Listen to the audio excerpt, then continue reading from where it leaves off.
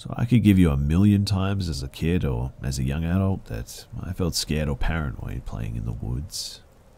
It's a beautiful place, don't get me wrong, and I spent my entire childhood getting lost, not literally, out there by myself or with friends. As kids, we never got too far out there, but you could actually see the progression of us venturing further and further out as we got older because of forts and carvings that we would leave. And this one particular time, like 1,000 times before, my friend and I had just graduated high school. It was our last summer of freedom, and we spent the entire summer camping and hiking out there. We decided to try and find a new place to set up camp, and walked for what felt like a few miles before we came to a nice clearing. The area was relatively new to both of us. We got the camp set up and fire going, and the plan was to just wait until nightfall, do a bit of smoking, and play some Monopoly. For the sake of backstory on my friend and I, my buddy is a smaller, real goofy guy, but comes from a family of foresters and always had a deep understanding of all the trees and different plants that you come across here.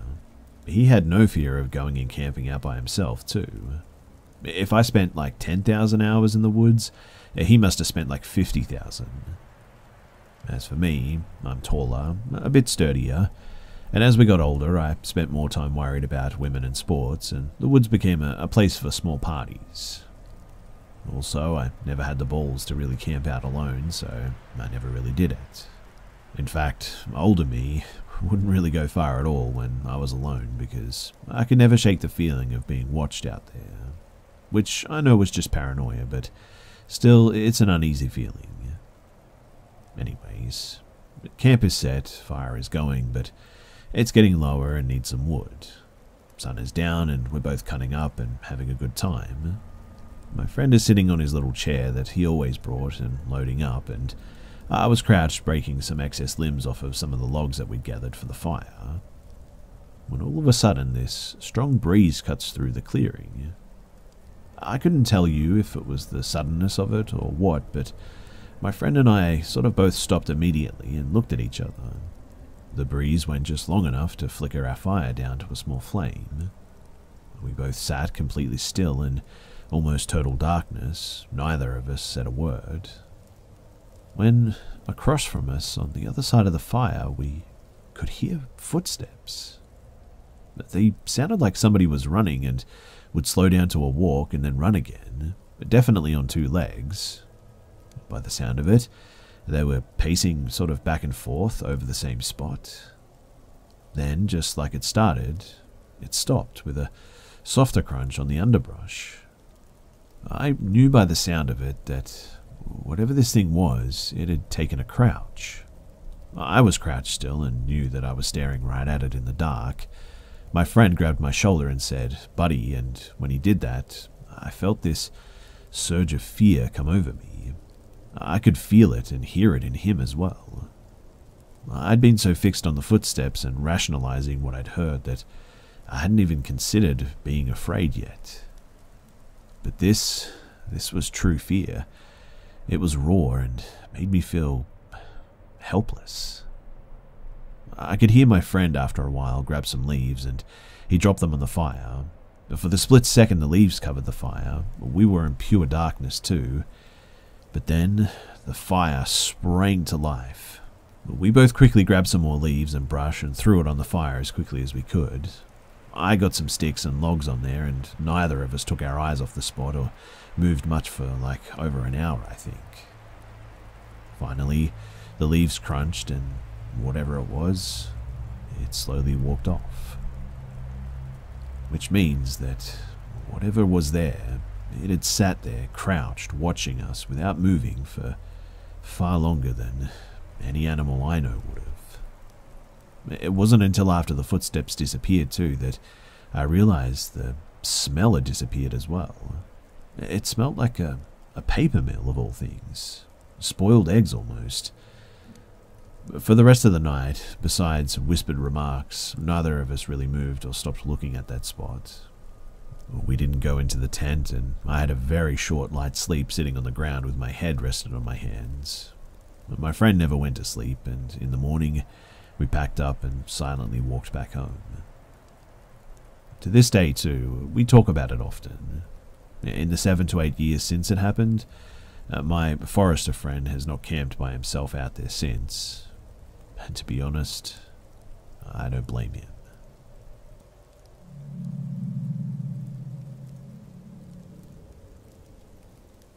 So this was my experience with the big killer clown panic of 2016. I think about it all the time and wonder what would have happened if I reacted differently and wasn't on my guard. So I, 6'2" male, was 16. I just bought my own car for like $1,000 from a buddy and took any chance that I had to drive it literally anywhere. So one weekend, I have a couple of days off work in a row. I decide I'm going to go drive an hour to the small town that I used to live in and see some of my old friends that still live in there. It's about maybe 6 p.m. by the time that I get into town, and I start calling some of my friends. No one's really answering yet, so I go to my grandparents' house and I say hi to them and just kill some time. Well, I'm there for a while and not a single one of my friends is free tonight. I'm kind of bummed out. My family is just talking about how everyone is freaking out about the killer clown sightings and whether it's real or not, and I'm over it, so I just decide to leave. Now it's about 8 p.m, just starting to get dark, and I stop at the only liquor or convenience store in town to get some cigarettes. I looked older than I was and never got carded in this tiny town. Except the door is locked and I don't see anyone or any lights when I peek in the door. That sucks, but whatever. I don't need cigs anyway. I do think it's a bit weird though, as I've never seen that store closed like once in my whole life. As I'm walking back to my car though, I notice that it's weirdly quiet, even for this town. It was kind of foggy that night, so I can't see too far ahead of me, and of course I have killer clowns on the brain, so I get a little bit spooked. Then, what seemed like out of nowhere, I see a woman come into view near where the road meets the liquor store lot. She's walking towards my car, the only car in sight, and shouts to me. I can't tell what she's saying at first, but she gets closer and I make out bits and pieces. Apparently, she's petrified by the rumors of killer clowns. She tells me that 2 kids were just murdered down the street at the high school by one of them, literally half a mile from us. Obviously, I don't really believe her, but I keep listening. She asks first if I can give her a ride to her house. Instantly, I say no way. I know this town really loves drugs of all kinds, and I just don't trust it.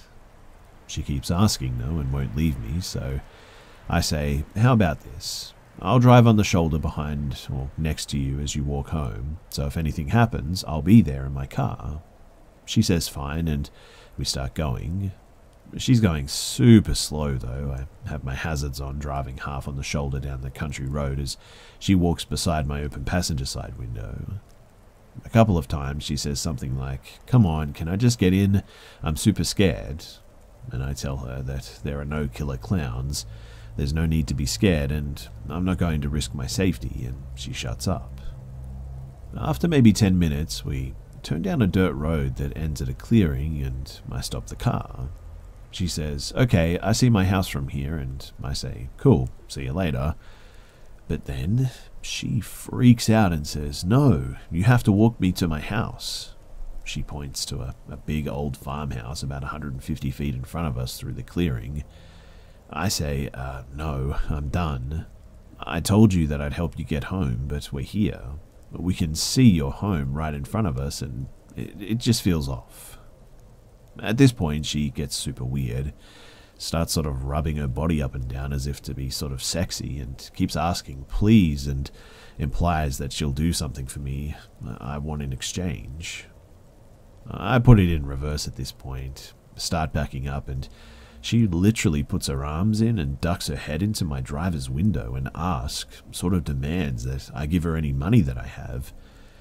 I don't really have any, so I just sort of shove some change from the pocket in my door into her hand and I peel out of there. As I'm backing up to the main road though, the whole time she's just staring at me, not walking toward her house. I drove an hour home and have been thinking about it since. I've always felt like if I walked up to her home that night, that there would have been more people waiting to do, well, whatever they wanted to do with me. Thankfully, I feel like I made a whole lot of right choices that night, and I made it out with just a spooky story.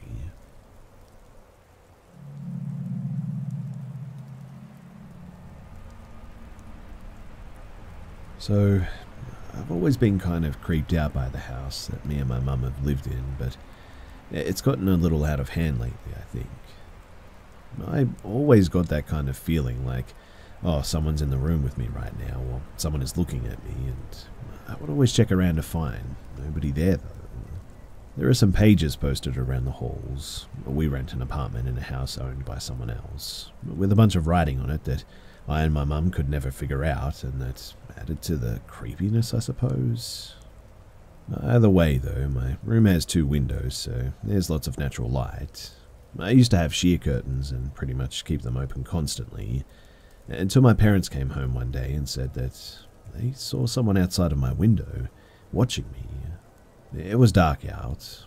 I'll tell you that story if anyone wants to hear it, but the neighbors here are terrible and always are messing with us, so I always just assumed that it was them being creepy, but now I'm not so sure. I hate being alone here, though, even though I'm a huge introvert and alone time is awesome. I just always hear noises, though, that I can never figure out where they're coming from. There's always scratching in the walls, even though we've checked many times and there's no evidence of vermin. And recently, things keep falling around the house, too. I thought that maybe it was paranormal, but I'm even more scared that it's actually a real person.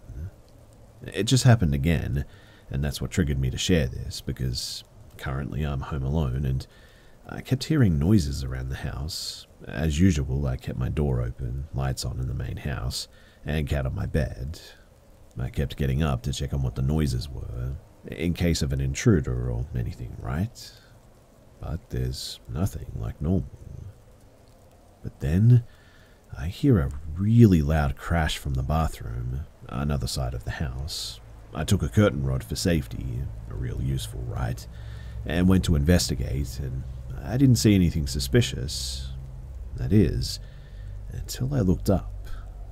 You see, we have a drop tile ceiling, or whatever it's called, just in the bathroom for some reason. Nowhere else in the house, which is weird, but it's like those school ceilings. And one of the tiles was completely pulled out of place. I used my handy curtain rod to push it back into place, got my cat, he ran off to investigate the loud bathroom crash too, and a knife for security. I've already texted my mum. I don't want to say anything out loud, because if it is really a person, then they might hear me. But it's not really possible for those tiles to support someone's body weight, but something definitely moved it out of place, and there was some loud noise that happened along with it. I don't know what the explanation could even be. Couldn't be the neighbors, there are floorboards between their floor and our ceiling. Unless they have some sort of a creepy crawl space to our apartment. Plus, I can hear them upstairs right now. They're stomping around and screaming at each other like usual. Whatever it is, I don't want to even know about it, but I think that I'm probably going to find out pretty soon.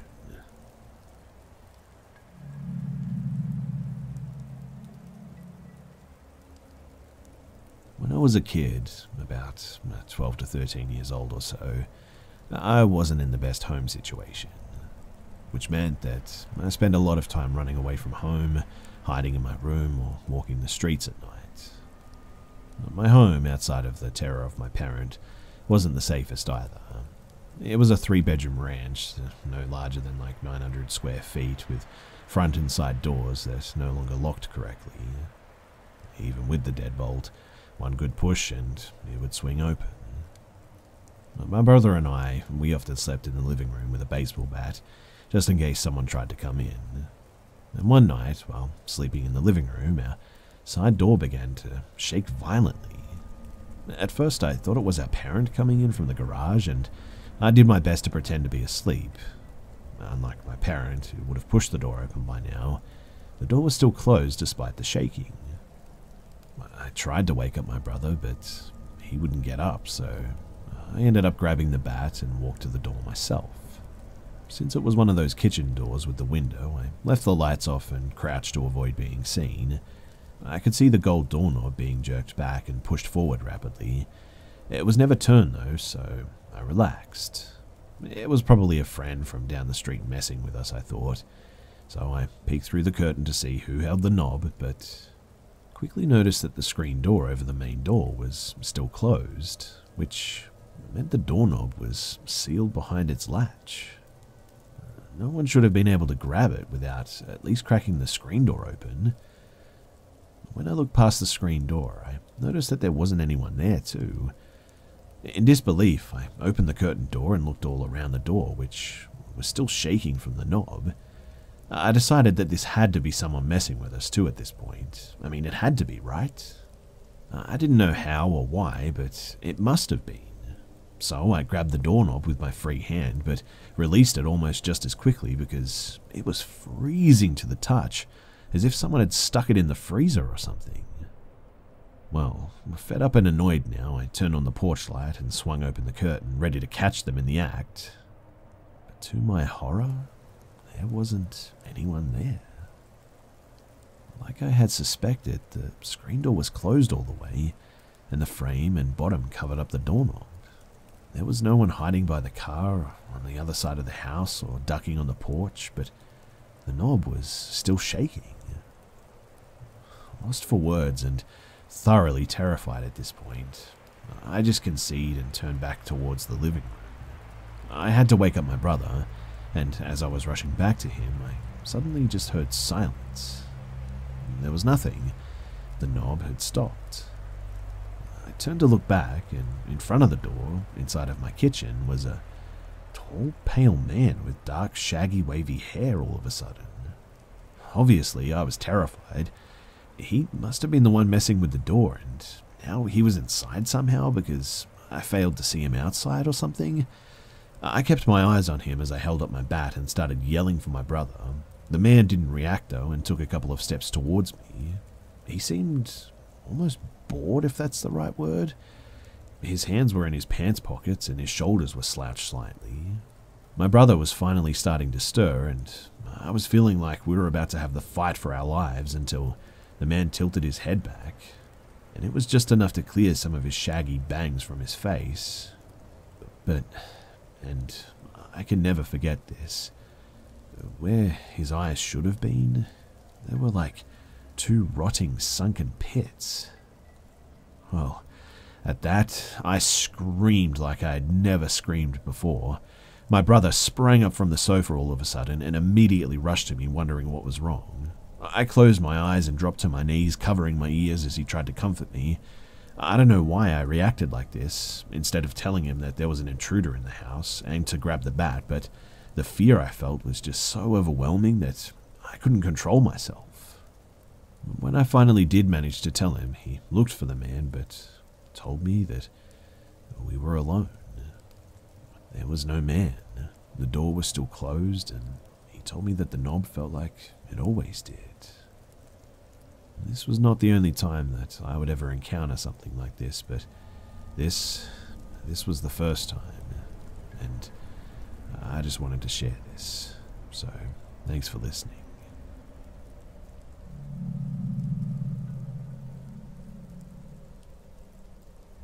This happened about a month ago, and it still comes up in conversation because we just genuinely don't know what happened or was about to happen to us.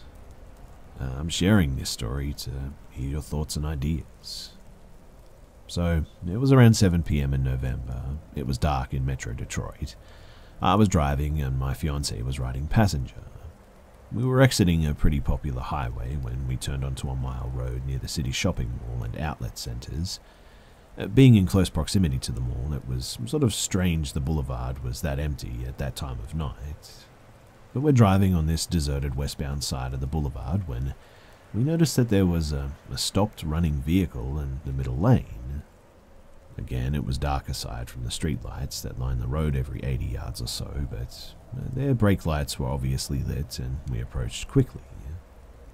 My fiancé and I were talking in the car at the time when we both kind of stopped to verbally question what we were both seeing. It was strange behaviour, especially since the speed limit is like 45 to 50 here on this mile road. In other words, you don't want to be stopped, especially this close to people exiting the highway. So we sort of slowed down since we're sort of cautious drivers. We approached and passed the vehicle in the far left lane as it was in the middle, and when we were about maybe a car length in front of it, the driver just gunned it and started speeding to catch up to us. We never left our left-hand lane, but at this point, I was braking because, again, the behaviour was really off, and we noticed that driving was sporadic. Braking was almost instinctual, as much as it probably wasn't safe to do so, but continuing to drive down this mile road, still no traffic in either direction that we could see, we noticed that the driver was swerving their car between the middle lane and the left lane as if trying to intentionally sideswipe us. It was an instant red flag, obviously, but it wasn't like the driver was intoxicated or texting and just doing a poor job to stay in their lane. This was a driver in control of their swerving and coming dangerously close to hitting the side of my Jeep, going like 45, which was obviously really dangerous. And before we knew it, we were blinded by a spotlight coming from the driver's window into my car via the passenger window. I have 20 tints on my Jeep windows, which usually helps control the brightness of the sun most mornings, and evenings too. But even with the tints, this spotlight stunned us, and we couldn't see anything but white. I didn't have time to check my mirrors before slamming on my brakes. Not sure I would have been able to see in my mirrors after being blinded like that anyway. But I remember my fiancé screaming, "What the heck?" But we opened our eyes though, and the driver was yards ahead of us now, speeding to get away. I had my fiancé dial 911 immediately. I don't take this sort of rubbish though, so I started racing down the road to catch up to him for a license plate number. In Michigan, we have Michigan left turn lanes, and I could see the vehicle up ahead turning into one to enter the mall parking lot, which is a huge roundabout. The roundabout speed limit is maybe about 25, with frequent stop signs and intersections. My fiancé connected with dispatch on the phone as I was trying to desperately catch up to this vehicle. They were blowing every red light and stop sign in sight. The dispatch recommended that we don't follow, but I kind of did anyways because I was really upset at this point and committed to grabbing their plate number, but from a safe distance and at a safe speed, obviously. No way was I going to tail this person when we didn't even know if they had a weapon or something. But, long story short, this driver knew that we were following them and they were speeding through the roundabout, cutting drivers off and blowing intersections when eventually we lost sight of them. At this point, the police said the cops in the area were already on their way looking for this vehicle that we described and that we should leave it to them. We weren't going to jeopardize our safety and the safety of other drivers just because I was annoyed, so we stopped our chase but still crossed an intersection into another shopping center across the street that we saw the driver enter. But we figured that we could prowl instead of chase, just in case we saw them again. But, unfortunately, we never found that car again. We never found out who the driver was, what his motive was, or if the cops found him. But we knew that it was a male driver because we saw him through his driver's side window before he blinded us. It was a white male, dark ball cap. He drove a dark sedan, looks like a newer Ford Fusion, I think. But it was definitely a close run-in, and I'm not sure what would have happened if he had successfully crashed into us on that deserted mile road, or if his spotlight had successfully veered my car off the road. We don't think this was a case of road rage too, since we didn't do anything to provoke him. But whatever the case, I'm just glad that we got out of that situation safely.